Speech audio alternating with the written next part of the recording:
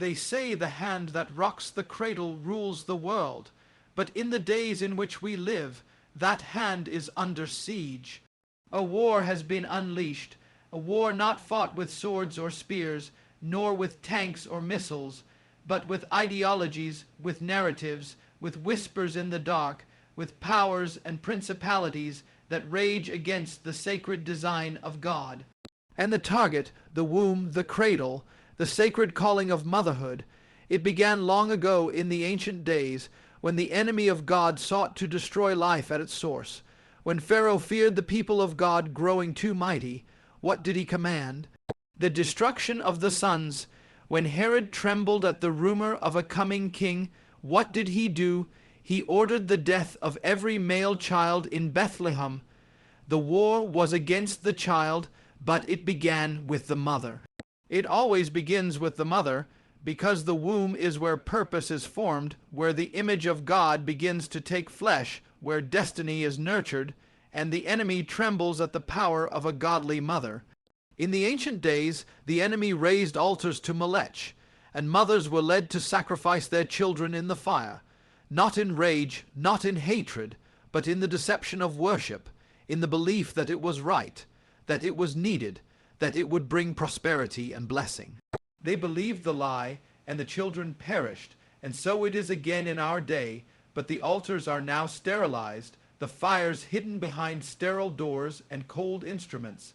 They are no longer called Molech. They are called rights, they are called choice, they are called freedom, but the spirit behind them is the same.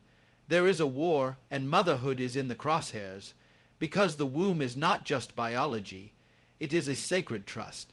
The one who carries life within her carries the spark of heaven. She is the bearer of generations, the vessel of divine purpose. She is not weak, she is not oppressed, she is not second class, she is chosen. She is honored. She is the image of the God who births nations and dreams. But what happens when a culture forgets the sacred, when it mocks the divine order, when it turns against the very design of life? Then the sacred becomes a burden, the gift becomes a curse, and the miracle becomes a problem to be solved, and the enemy rejoices. For if he can destroy motherhood, he destroys nations. If he can redefine womanhood, he uproots identity. If he can turn the hearts of mothers cold, then he severs the flow of love from one generation to the next. And so, in these end times, we see the signs. We see a world that celebrates barrenness and mocks fruitfulness. We see women praised for ambition, but shamed for nurturing. We see a culture that honors the one who climbs the corporate ladder, but scorns the one who raises the next generation. We see a media that distorts beauty and a society that whispers lies into the ears of daughters, telling them that to be a mother is to be less, to be enslaved, to be confined. But heaven says the opposite. Heaven says that to be a mother is to partner with the Almighty in the creation of life. The war is not new. It began in Eden. When the serpent came to the woman, he knew what he was doing. He targeted her. Not because she was weak, but because she was the key. The seed would come from her. The promise of redemption would be born through her. The woman was the vessel of the future, the mother of the Messiah, the gate through which the divine would enter the world. And so, she became the target, and now in these last days, the war intensifies. The dragon in Revelation rages against the woman clothed with the sun. He waits to devour her child. It is the final picture of the ancient war. The woman, the child, the dragon, the birth of promise and the fury of hell, and yet the woman overcomes. She is protected, she is sustained, she is honored by heaven. This is not a time for compromise. This is not a time to be silent. This is not a time to be politically correct.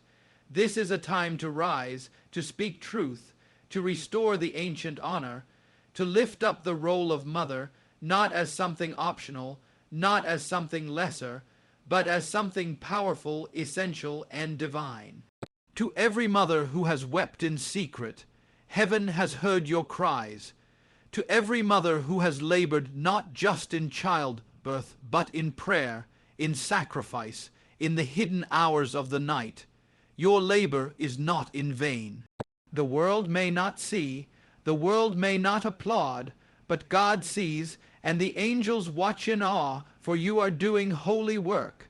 To every woman who has felt torn between two identities, the world's version and God's truth, know this: your identity is not in what the world says. Your identity is not in performance, in image, in accolades. Your identity is in your calling, and your calling is sacred. You are not a mistake. You are not misplaced. You were fashioned for such a time as this. The war against motherhood is a war against the image of God, because God is the giver of life, the nurturer, the one who comforts and carries and heals, and in motherhood his image is reflected.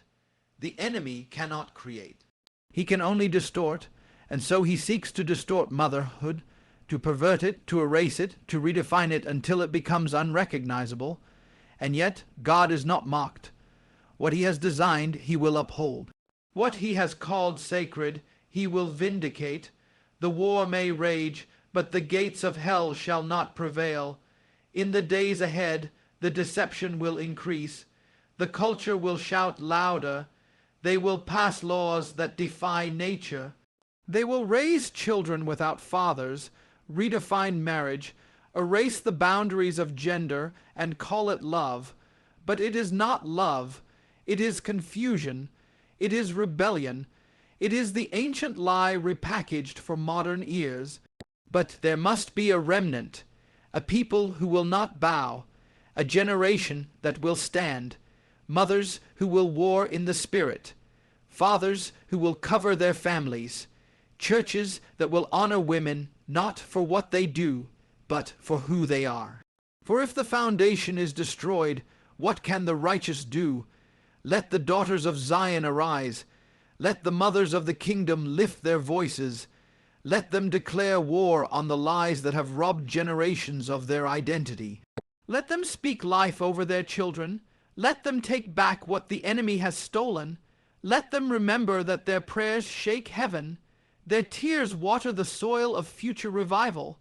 Their obedience becomes the seed of deliverance. In the final days, it will not be celebrities or politicians or influencers who shape history.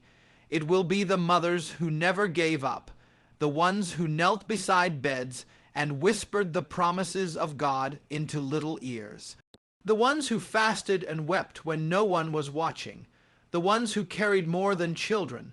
They carried destinies, movements, awakenings. And if you have believed the lie that says you are not enough, that your life must look like the world's to be significant, cast it down. For the most powerful thing you can do is not climb a platform, not publish a book, not build an empire. It is to raise a child in truth, to shape a soul in righteousness, to give the world one who knows God. The enemy fears you. That's why he targets you. That's why he distracts you. That's why he works to weary you, to make you question your worth, to make you chase shadows while abandoning your crown. But you were never made for shadows. You are made to shine. There is a reason why the greatest commandment after loving God is to love others, and there is no love like a mother's love. It reflects the very heart of the Father, unconditional, enduring, fierce, protective, sacrificial. That kind of love terrifies the enemy, because it is in that love that children learn who God is. So rise up, mothers of the kingdom, take back your authority, take back your calling, take back your joy. Take back your peace. The world did not give it, and the world cannot take it away. You are not forgotten. You are not small. You are not weak. You are warriors. You are builders of eternity. You are midwives of revival. And if you have stumbled, if you have made mistakes, if you have walked paths you regret, know this: the God of redemption is also the God of motherhood. He can restore the years the locusts have eaten. He can heal what was broken. He can take your pain and turn it into purpose. For even in your weakness, his strength is made perfect. And to the daughters who have yet to walk in motherhood, do not be deceived. The calling is not just biological, it is spiritual. Every woman of God is called to nurture, to birth, to carry, to intercede. You are called to be a spiritual mother, a carrier of life, a protector of truth. And your womb, whether natural or spiritual, is holy ground. The war may rage, but the victory has already been written. The seed of the woman crushed the head of the serpent, and that victory is yours. Walk in it, stand in it. Declare it over your house, over your children, over your city. Lift up your head, for your redemption draws near. Let the spirit of Deborah arise. Let the fire of Hannah burn. Let the courage of Mary rise. Let the heart of Ruth beat within you, for you were born for such a time as this. Motherhood is not the result of mere biology or human tradition. It is a divine appointment etched into the very design of creation. From the very beginning, when God formed man from the dust and breathed life into his nostrils, he declared it was not good for man to be alone. And from his side he brought forth woman, not from his head to rule over him, not from his feet to be trampled, but from his side, close to his heart, to walk with him in covenant. And within her, God placed the capacity to carry life, to nurture destiny, to partner with the Creator in bringing forth generations. This is not small, this is not ordinary, this is sacred. When Eve was called mother of all the living, it was not a light title. It was a prophetic mantle, for within her was the beginning of the human race, the foundation upon which all would stand. She was not just a helper, she was the gateway, and every mother who would follow her carries a piece of that mantle. To be a mother is to be entrusted with the image of God in its most vulnerable form. It is to be the first voice a child hears, the first embrace of comfort, the first teacher of truth. It is to stand between innocence and corruption, between heaven and earth, forming and shaping not just bodies, but souls. And because it is sacred, it is targeted. The enemy does not war against that which is powerless. He wars against what threatens him. And motherhood is a threat. The hand that rocks the cradle shapes the direction of the world. Within a mother lies the potential to raise prophets, to mold leaders, to birth reformers, to disciple the next generation in the fear of the Lord. She carries the word of God in lullabies. She sows faith into hearts before they can even speak. That kind of influence cannot be bought, and it cannot be replaced. The womb is not just a place of physical development. It is a battlefield. Because within it is formed the likeness of God, the future of the kingdom, the answer to generations of prayer. That is why from ancient times the enemy sought to sever that sacred thread. From Pharaoh to Herod, from the fires of Melech to the clinics of today, the war has not changed. It has only adapted its language, but the target remains the same. Silence the mothers, destroy the seed. To be a mother is to walk in holy territory. It is to live with eternity in your hands, even when your hands are weary. It is to be misunderstood by the world and honored by heaven. The world may call it weakness, but heaven calls it strength. The world may see routine, but God sees intercession. In the unseen, the hidden, the daily pouring out, there lies the power to shift generations. The war against motherhood in the end times is not fought with swords or armies. It is a war of words, of ideas, of deception. The enemy no longer needs to light fires on pagan altars when he can convince a generation to sacrifice truth for convenience, to exchange the sacred for the temporal, to dismantle the very design of God under the guise of freedom. What once was openly evil now comes cloaked in polished language, in rights, in progress, in empowerment. The ancient spirit of Melech has not disappeared. It has simply changed its mask. It now speaks through legislatures and entertainment, through academic theories and media campaigns. And at the heart of it all is one strategy: to destroy the image of God by corrupting the role and reality of motherhood. The lie begins with redefining womanhood itself. No longer is she celebrated for her capacity to give life, to nurture, to raise up future generations. Now she is told that these things hold her back, that her true value lies in what she achieves outside of the home, away from the sacred trust she was given. Ambition is exalted, while nurturing is mocked. Success is defined by what she produces for the world, not by what she imparts to her children.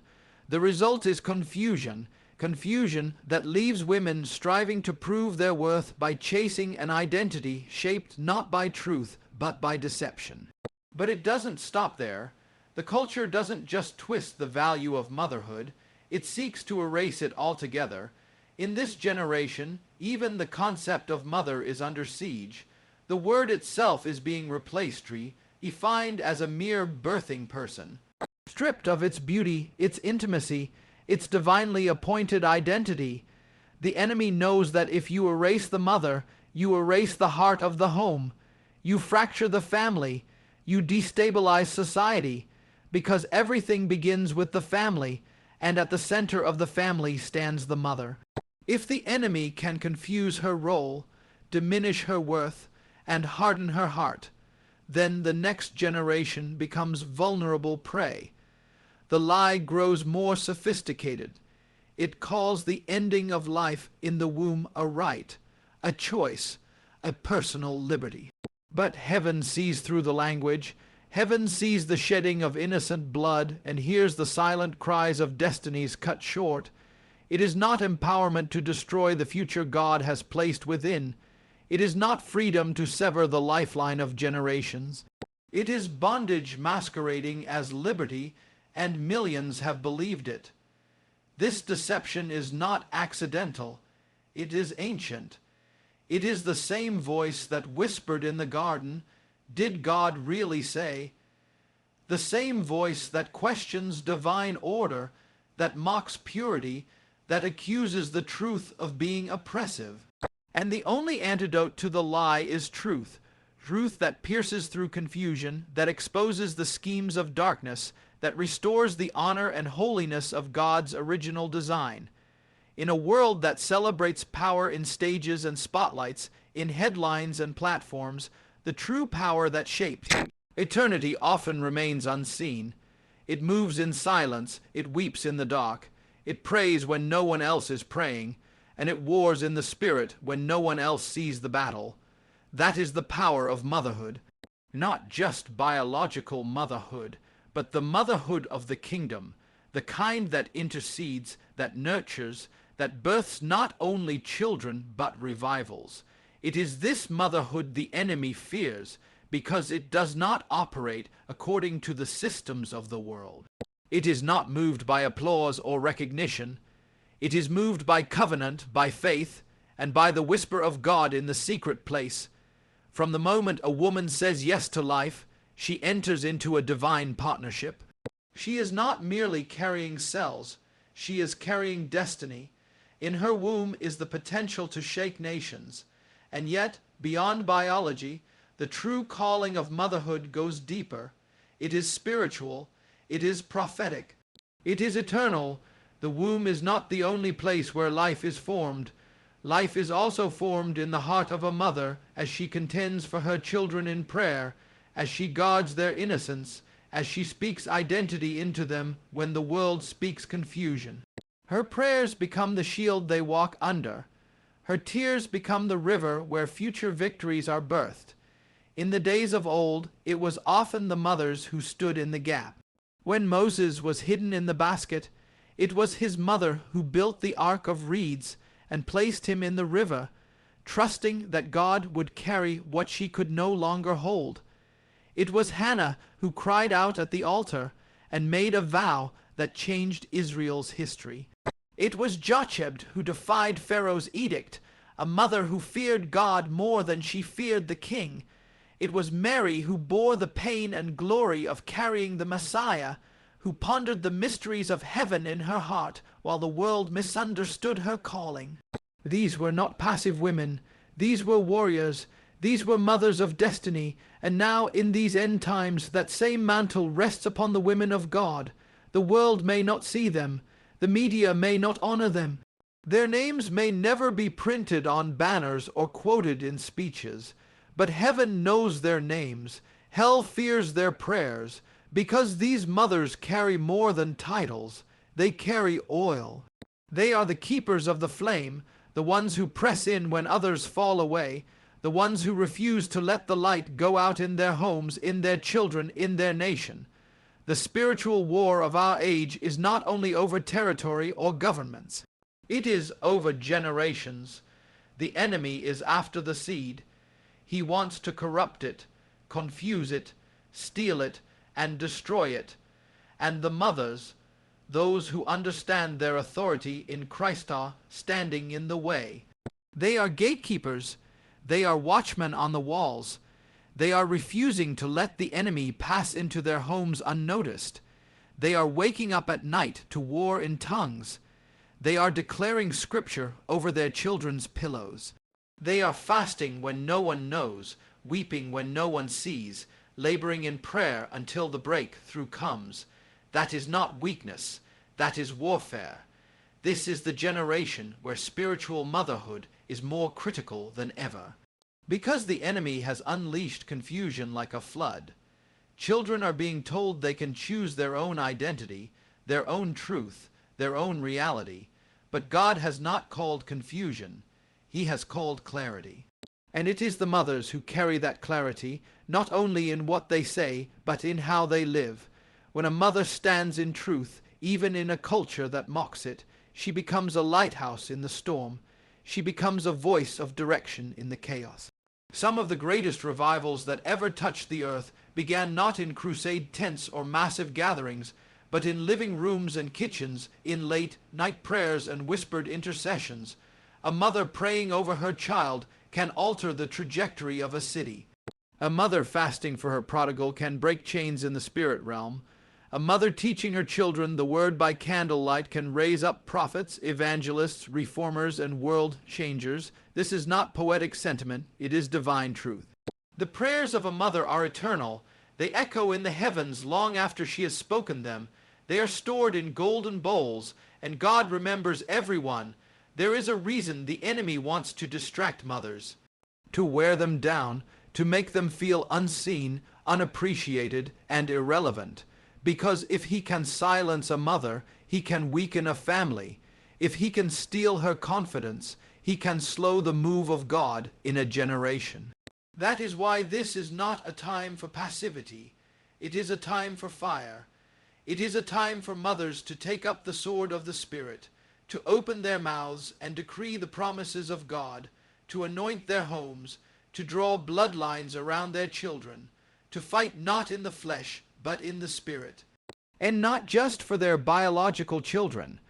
God is calling mothers of the faith to rise up for the orphaned, the abandoned, the spiritually lost. There are children who have never known a praying mother. There are teenagers being pulled into the current of this world with no anchor, and God is raising up spiritual mothers to intercede for them, to disciple them, to love them with the love of Christ. The spirit of Elijah is calling the hearts of the mothers back to the children, and the children back to the mothers. This is a restoration movement, a call to take back what the enemy has stolen. Motherhood is a mantle of power. It is not for the faint of heart. It is not small. It is not a fallback. It is front-line warfare, and when a mother understands her role in the kingdom, she becomes unstoppable. She is not just raising a child. She is disciplining a world changer. She is not just correcting behavior. She is shaping identity. She is not just holding a crying infant. She is ministering to the next revivalist. This is the perspective of heaven, and it's not without pain. There are battles. There is fatigue. There are moments of despair. But in those moments, God strengthens. He sees the midnight cries, the prayers offered through tears, the silent sacrifices, and he honors them. He empowers them, he multiplies them. What is sown in weakness will be reaped in power. What is labored in secret will be revealed in glory. The call in this hour is for mothers who will take their place on the wall, who will build altars in their homes, who will say no to the distractions of the world and yes to the assignment of God, who will raise their children in the fear and knowledge of the Lord, even if the culture calls it foolish, who will not surrender their post, who will not hand their children over to Babylon, who will not bow to the idols of convenience and compromise. Because when the mothers rise, the tide turns. When the mothers war, the enemy trembles. When the mothers believe, heaven moves. There comes a moment in every age when the tide shifts, when what has been hidden is revealed, when what has been pressed down begins to rise. We are living in such a moment, and the cry of the Spirit is echoing once again through the land, not just to leaders or kings or prophets, but to the mothers. For too long, the voice of motherhood has been silenced, its worth diminished, its power ignored. But heaven has never forgotten.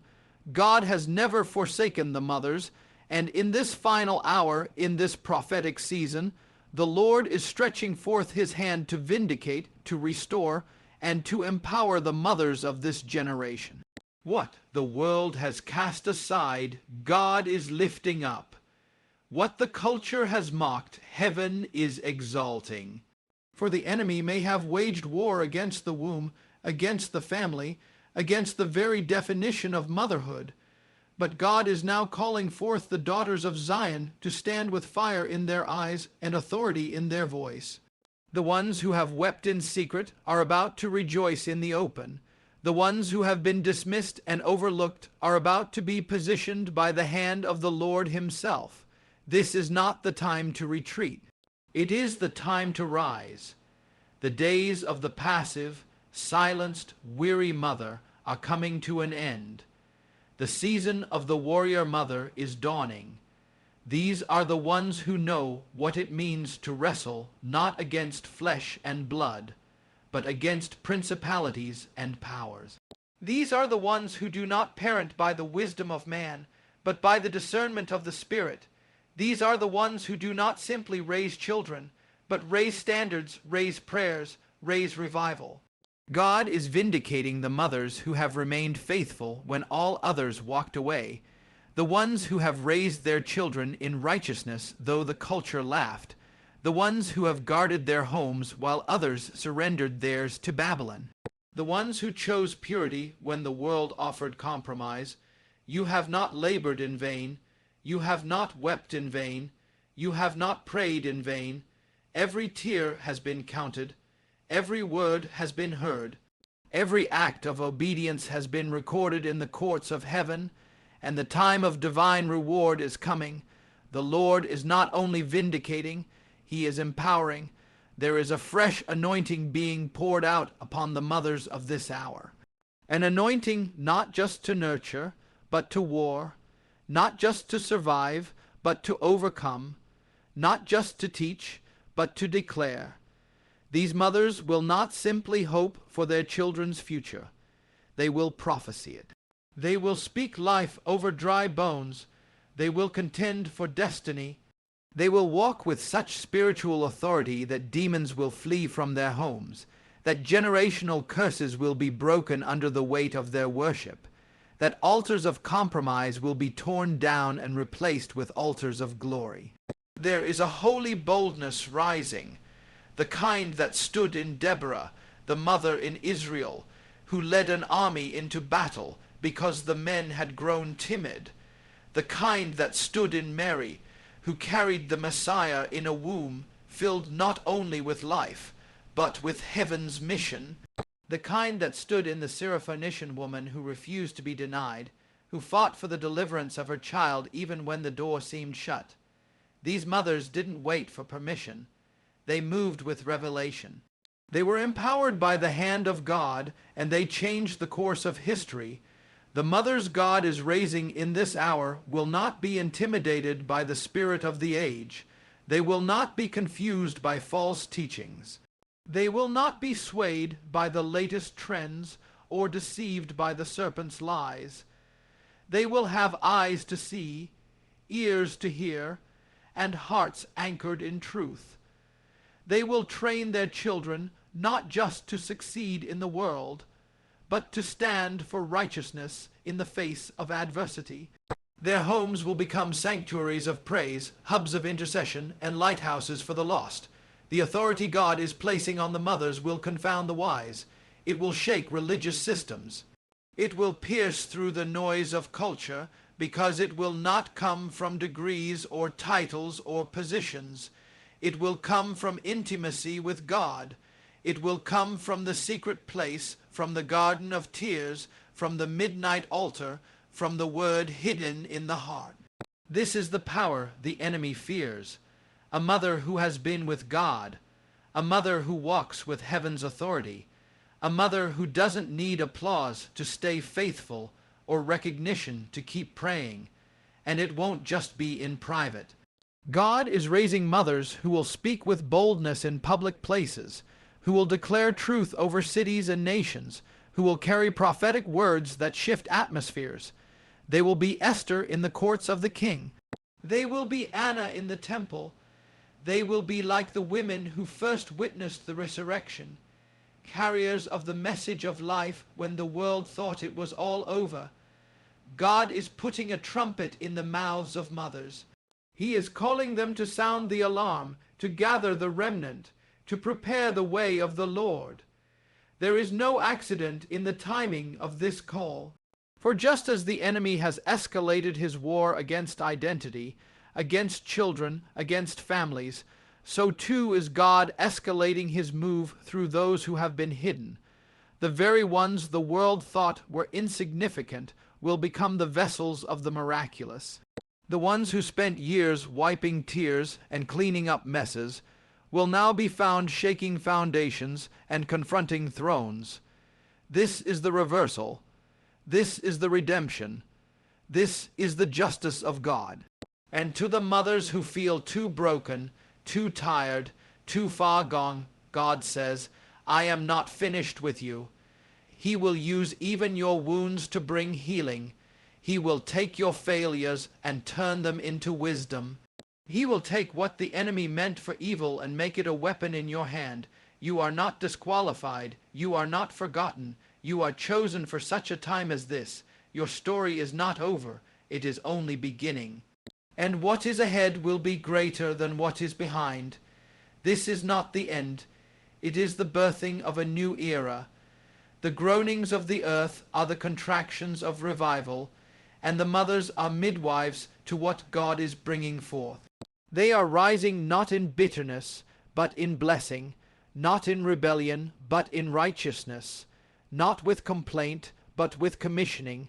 The mantle is falling, the fire is burning, the trumpet is sounding, and the mothers are answering the call.